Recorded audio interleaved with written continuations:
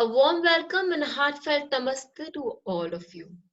From today, we start a beautiful series of Ketu in different houses.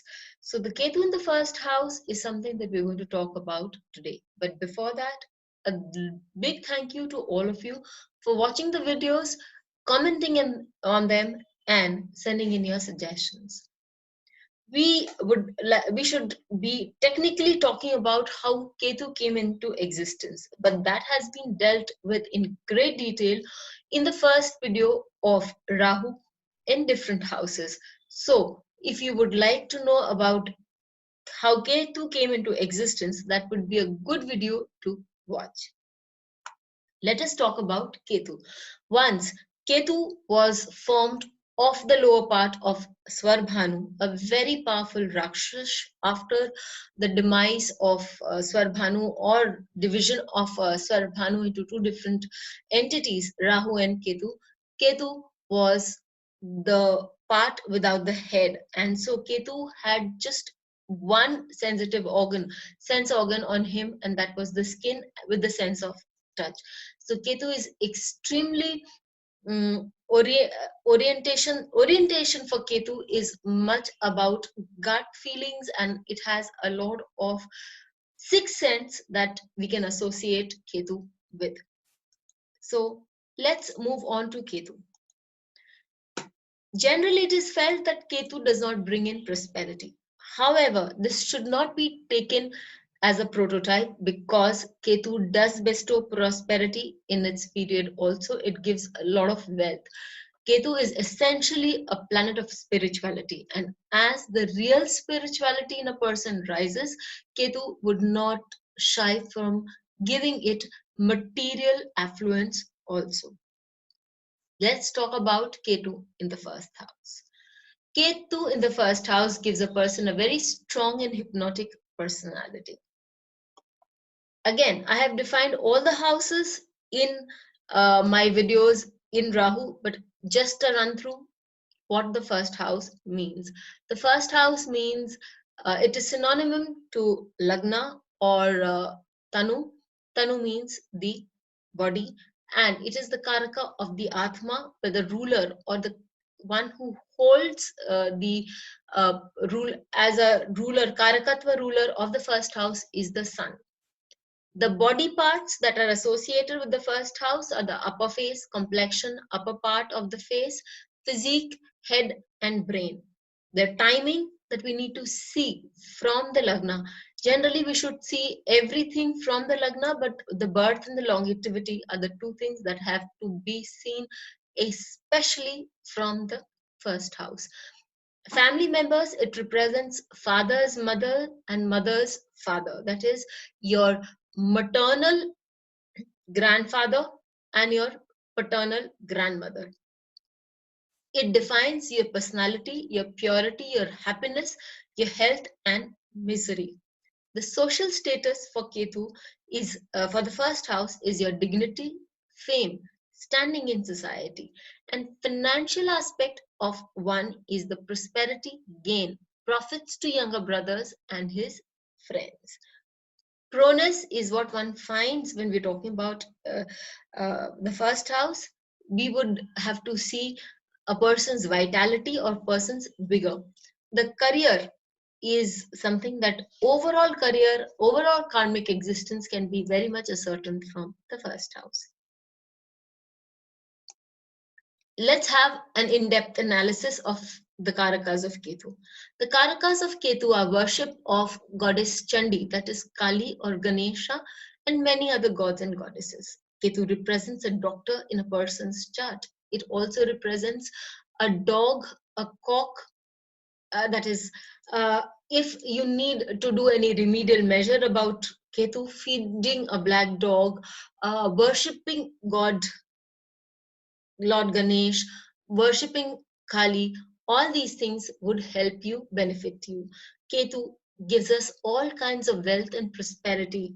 As I said earlier on, rise in spirituality would definitely bring about a rise in all these wealths. Ketu also represents fear and pain and fever.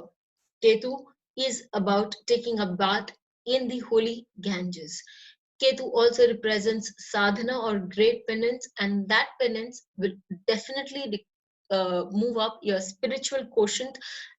It will also lead you to the moksha. So if somebody has Ketu in the 12th house, then that is definitely a moksha sthana. If that 12th house happens to be a artha sthana of the natural zodiac, it could be through your work that you would find enlightenment. If you have if you have it in your Pisces, then it could be through the penance, through meditation, through helping others, through giving charities. Such is the case that you might be able to ascertain the kind of deed, work, karma that could lead you towards your emancipation or moksha. Ketu represents hunter, and it also represents friendships.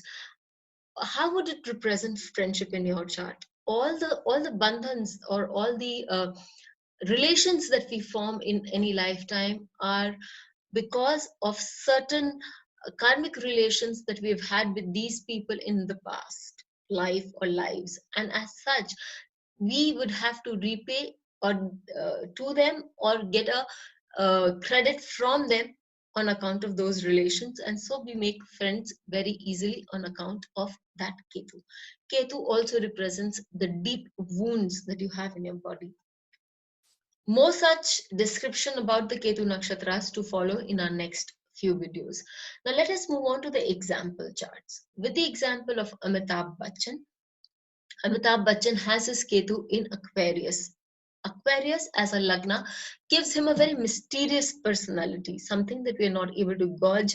His temperament, his knowledge, everything is very vast, but ungaugeable, unfathomable, because because the Aquarius lagna is about a kumbh or a pot. We do not know the amount of water the pot contains. It could be empty, it could be brimming to the top, but then it is unknown to us about that. And Ketu for him is particularly in Sadbihish Nakshatra. Sadbihish Nakshatra represents a person's ability to be disciplined. When Ketu is in Sadbihish Nakshatra and a person is very disciplined and a person is very work oriented and has a very definite way of doing things in his or her life, this Ketu will definitely help him prosper and move ahead in his uh, this also gives him a very authoritative voice as such, because the deity of this nakshatra has a great deal of authority over very many areas of life, and especially the deity is a Digpal, or the savior of a direction, one responsible for a direction. The second example that we take is that of Prince. The lagna here that we find is Sagittarius, and Ketu is sitting right there in Purvashada. Purvashada nakshatra, the deity is slightly one of the less known deities, and secrecy, doing things quietly, fighting constant battles, but on a uh, very low key level, is something that we find very much associated with this nakshatra. This nakshatra is also gives one the ability to make pave way to success. So this can be very easily associated with Prince Williams on a lot of levels. The ninth house of the natural zodiac, Sagittarius, is all about being just, fair, working diligently, and fulfilling all the duties that come your way. So let us take about what Ketu gives in the first house, what Ketu defines in the first house, and see how this relates to these two example charts that we have taken up. Ketu gives a person a very strong and hypnotic personality. We know that Amitabh Bachchan has been called in one-man industry by one of the French directors. He is a person who attracts people the world over.